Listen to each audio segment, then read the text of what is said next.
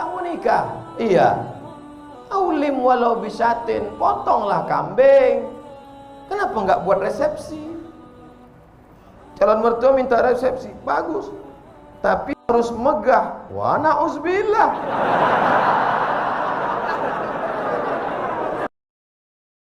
Saya seorang ikhwan. Kalau laki-laki ikhwan, kalau perempuan akhwat. Dalam Islam jenis kelamin cuma ada dua, ikhwan dan akhwat. Tak ada wanwat, tak ada. Ikhwan dan akhwat. Saya ikhwan, berarti laki-laki. Saya ingin nikah, alhamdulillah.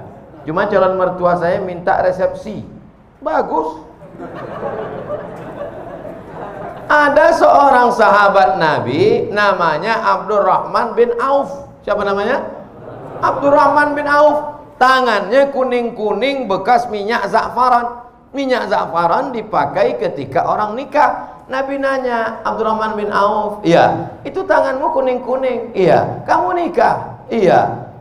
Aulim walau bisatin, potonglah kambing.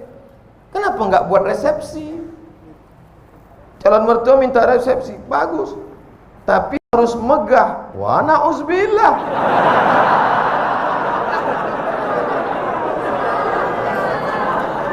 Aulim walau bisatin, buatlah kenduri walaupun hanya motong seekor kambing. Seekor kambing di Arab itu artinya ngundang 10 orang. Karena di Arab itu kalau kambing 1 ekor itu 10 orang. Artinya buatlah kenduri, walimah, resepsi walaupun yang diundang hanya 10 orang, 1 ekor kambing. Karena di sana motong kambingnya. Di sana Mesir motong ayam itu cuma 2 kali potong. 1, 2, 1, 2. Ayam paling kecil 1/4. Bukan seperti kita dimutilasi. Hancur. Makanya orang Arab kalau makan tempat kita lihat, ini kena Hiroshima Nagasaki.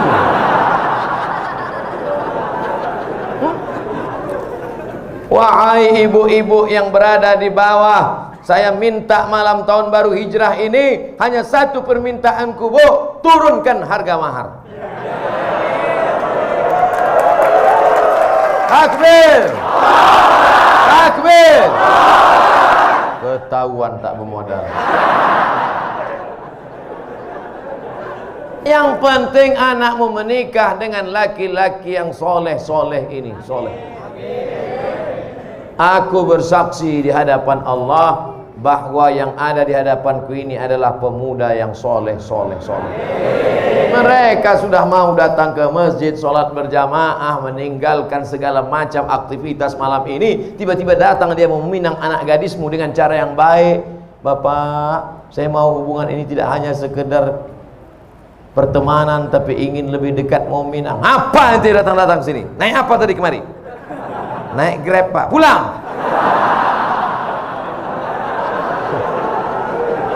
Iyakunu fuqara.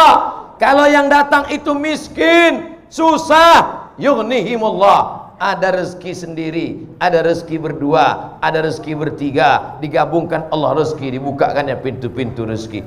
Idza ja'akum man tardawna dinahu. Kalau datang meminang anak gadismu laki-laki, dinahu, agamanya baik, wa khuluquhu, akhlaknya baik, fazawwijuhu, nikahkan dia dengan anakmu. Kalau kebetulan kau kaya, mobilmu mewah, duitmu banyak, katakan kepada dia, kau jaga anakku baik-baik, masalah urusan belanja ku tanggung dulu beberapa bulan, tapi jangan lama-lama kali.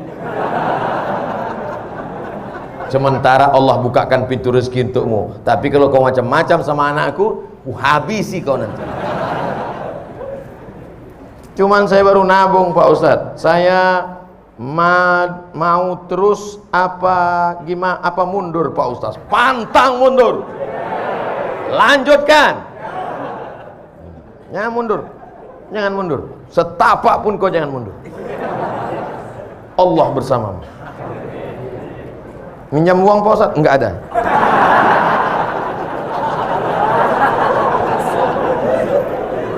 Ustadz, saya mau nanya, jika ibu saya menikah lagi dengan laki-laki lain, ayahnya udah meninggal, Sekarang dia tinggal sama ibunya.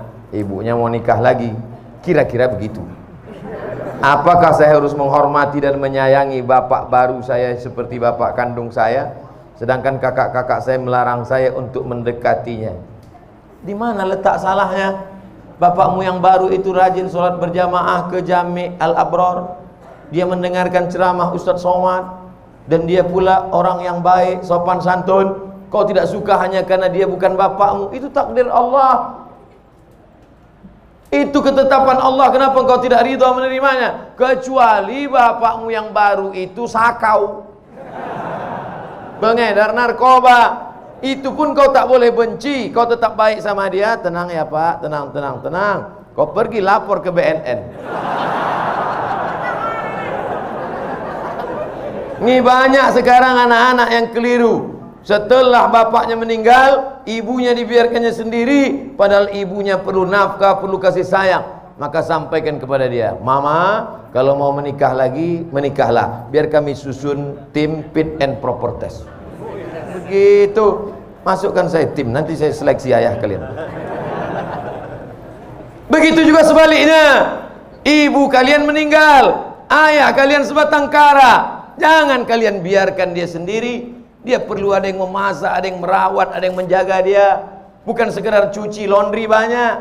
Kalau sekedar makan, rumah makan, restoran banyak, tapi dia perlu kasih sayang. Ini ada orang bapaknya ada sendiri, emaknya meninggal, dia kasih tahu, Papa, kalau mau pergi ke Surabaya, kakak ada. Kalau mau pergi ke Singapura, adik ada. Kalau mau ke Jakarta, saya ada. Kemana Papa terbang, tak usah pikirkan. Kata bapaknya, kalian kemana aku terbang aja yang kalian pikirkan. Kemana aku hinggap tak kalian pikirkan.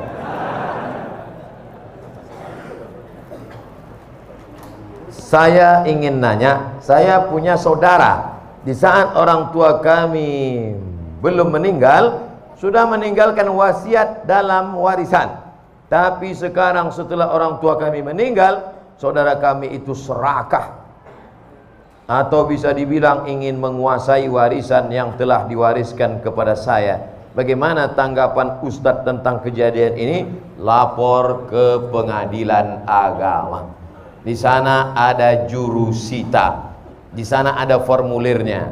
Nama yang meninggal isi, ahli waris isi, sebutkan semua ahli waris, lalu serahkan ke pengadilan. Nanti keluar, ini dapat sekian, istri dapat 1/8, karena ada anak dapat 1/4, anak laki-laki 2 kali bagian anak perempuan. Dulu ada wasiat tidak boleh lebih dari 1/3 harta. Maka tunjukkan sama dia, bang, kakak, brother, nih jatah saya.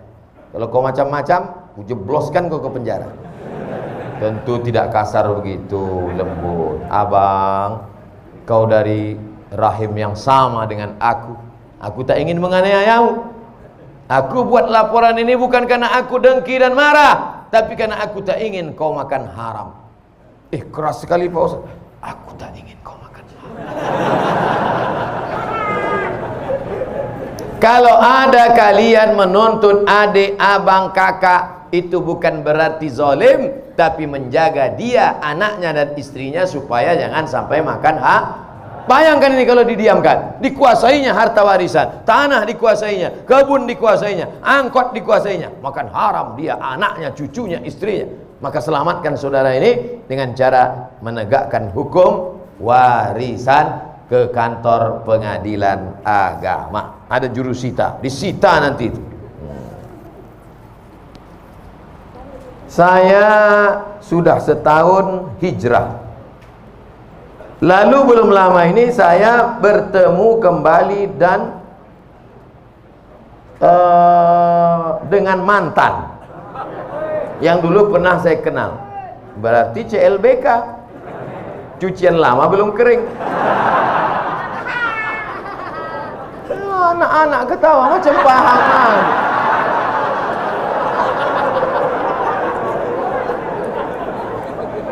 Dan saya melakukan maksiat, astagfirullah. Dulu saat ini saya berusaha untuk kembali meningkatkan iman saya, tapi rasanya sangat berat ujiannya. Apakah saya termasuk munafik Pak Ustadz? Kau terjerumus dalam dosa, maka yang pertama dilakukan adalah taubat nasuh. hak. Mandi taubat, sholat sunat taubat, habis itu istighfar. Ma min muslimin yudhnibu dzamban, kalau ada orang silap, khilaf, salah, terjerumus dalam dosa, tsumma yatatahhar, mandi taubat, tsumma yusalli rak'ataini, salat sunat taubat 2 rakaat, tsumma yastaghfirullah, minta ampun kepada Allah. Astaghfirullah rabbal baraya, astaghfirullah minal khataya. Setelah sholat istighfar, lalu kemudian buka HP, cari nama dia, delete, update status, mohon maaf untuk sementara kita tak usah jumpa dulu setan.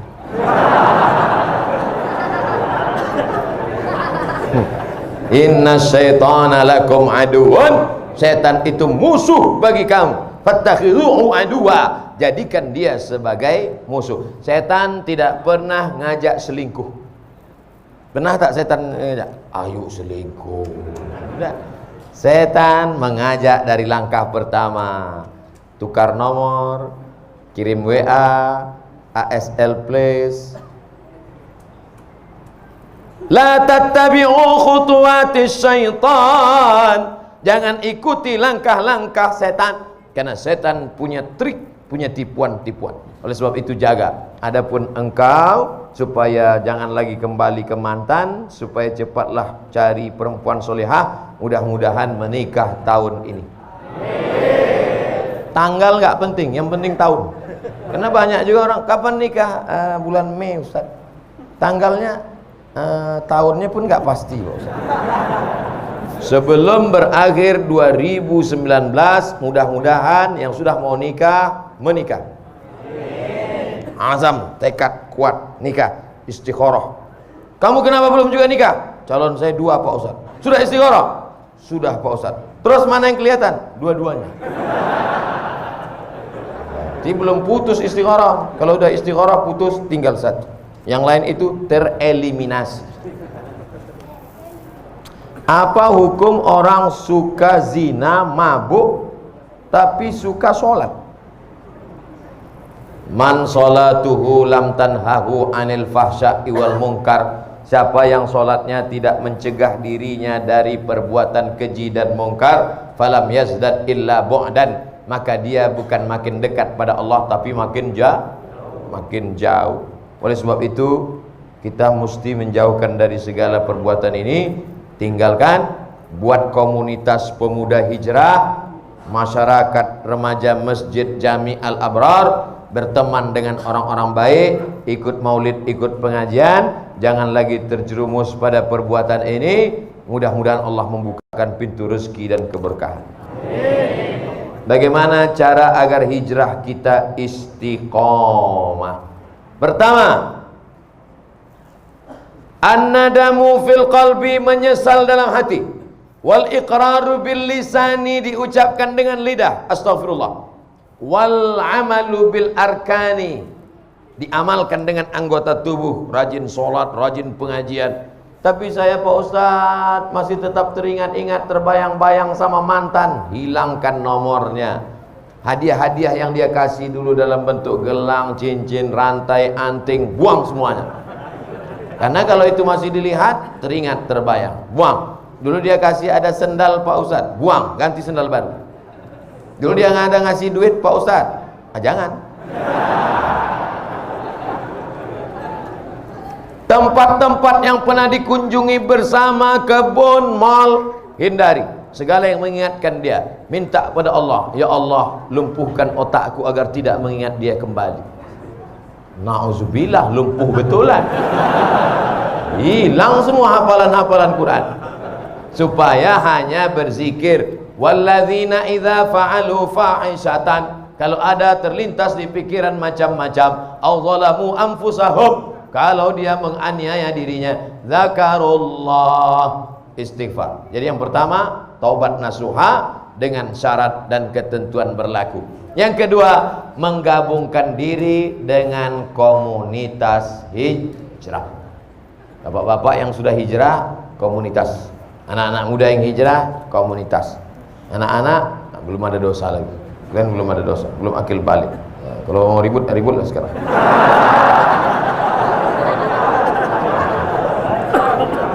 Gabungkan diri, karena ini lemah. Satu pohon kayu di tengah hutan, datang angin kencang, patah. Dengan angin puting beliung, tercabut. Tapi kalau dia di tengah kayu-kayu lain, angin kencang dia slow. Datang angin kencang, dia slow aja. Kenapa? Yang pinggir-pinggir itu yang kena. Nah, inilah makanya berjamaah. Alaikum bil jamaah. Ini kalau kita ramai begini, setan-setan takut. Paling cuma ngintip-ngintip dari gelap-gelap. Makanya hari raya kurban, Idul Fitri, Idul Adha ramai. Untuk apa? Untuk menguatkan. Ini malam ini tabligh akbar ini ramai begini. Wah, yang selama ini imannya down, melihat orang ramai bangkit lagi. Takbir! Bangkit dia. Begitu nanti pulang sendirian, lobet. Makanya harus terus pulang tidur. Besok jamaah subuh. Di kampus, di sekolah, di kantor lagi bang pengajian. Komunitas FPI, komunitas jamaah, komunitas Born to Ride to Jannah. Oh, geng motor. Kap 70. Mantap. Touring. Oh, mana-mana. Touringnya bukan tanggung, 6 jam. Di bengkel 4 jam. Enggak apa-apa. Yang penting kebersamaannya, bro. Bukan yang kau kendarai, bukan tujuannya, tapi ada kebersamaan. Pas lagi naik, kawan dorong di belakang. Betul, yang penting kebersamaan. Kata kawan di belakang, aku udah mau mampus, kau yang enak.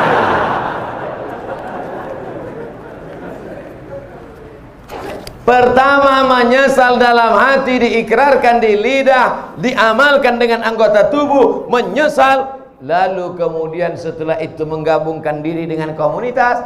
Yang ketiga, sering-sering ziarah kubur dan ngelihat orang sakit.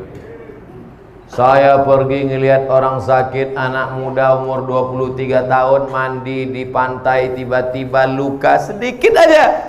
Tiba-tiba Allah beri ujian, dalam waktu 9 bulan kanker kulit dari atas sampai ke bawah. Harus dibawa ke rumah sakit. Perempuan seperti hamil 9 bulan. Ibu sudah berapa lama? Baru 4 bulan. Apa ini? Cancer. Orang barat menyebutnya cancer. C-A-N-C-E-R. Cancer. Orang kita payah nyebut cancer. Apa ini? Kanker. Tumor. Harus dibuang daging dalam. Berapa uang untuk membelah, membedah, membuang daging? 40 juta. Kalau sampai pendarahan masuk ICU, 70 juta. Ya Allah. Satu saudara kita kena kanker mata, hampir sama besar mata dengan kepala, ditutup dengan sapu tangan. Sampai di situ saya disuruh ceramah sama Ustaz Hanan At-Taqi. Silakan Ustaz Somad ceramah. Tak sanggup saya ceramah. Assalamualaikum. Lemas badan saya. Ternyata yang kau hadapi selama ini belum ada apa-apanya, Abdul Somad. Mereka kulitnya, perutnya, matanya, yang satu berlubang leher. Nah, kanker tenggorokan. Jadi yang kau rasakan selama ini belum ada apa-apanya bersama. Kau baru dilaporkan. Kadang kita hidup ini kita merasa kita lah yang paling berat, kita lah yang paling. Ternyata pergilah ke rumah sakit. Pergi. Besok Pak Ustaz, malam ini juga. Pulang dari sini, pergi ke rumah sakit. Kalau security-nya nanya, mau kemana Pak? Jenguk. Ada keluarga yang sakit? Enggak ada. Jadi Bapak mau ngeliat siapa? Semua yang di rumah sakit nih mau kulihat. Siapa yang nyuruh? Nih Ustaz Somad, tonton video ini. Kalian pun jadi security di rumah sakit ini, ambil juga pelajaran. Ceramahi security itu malam ini. Hai security yang bekerja di rumah sakit, berapa banyak orang sakit yang kalian lihat? Kenapa tak pernah mengingatkan kalian kepada kematian? Hai dokter spesialis, kenapa gaji kalian tak kalian sedekahkan? Keluarkan duit, potong, upload, like and share. Saudara yang dimuliakan Allah Subhanahu wa taala, apa yang kita cari hidup yang singkat ini kalau bukan mempertahankan iman istiqomah dan amal soleh. Yang disampaikan Ustaz Abdul Somad malam ini hanya sekutil, hanya seupil hanya segelintir 0,1% dari kajian Islam. Makanya besok kalau ada kajian Habib, datang. Ada baca kitab, datang. Ada kajian Ustadz, datang. Jangan pikirkan Habib siapa, Ustadz siapa. Yang penting datang majelis ilmu. Datang, duduk, dengar, diam. Ngantuknya pun ibadah. Kalau ada kawan di sebelah, ente datang kok tidur. Tidur ini pun ibadah.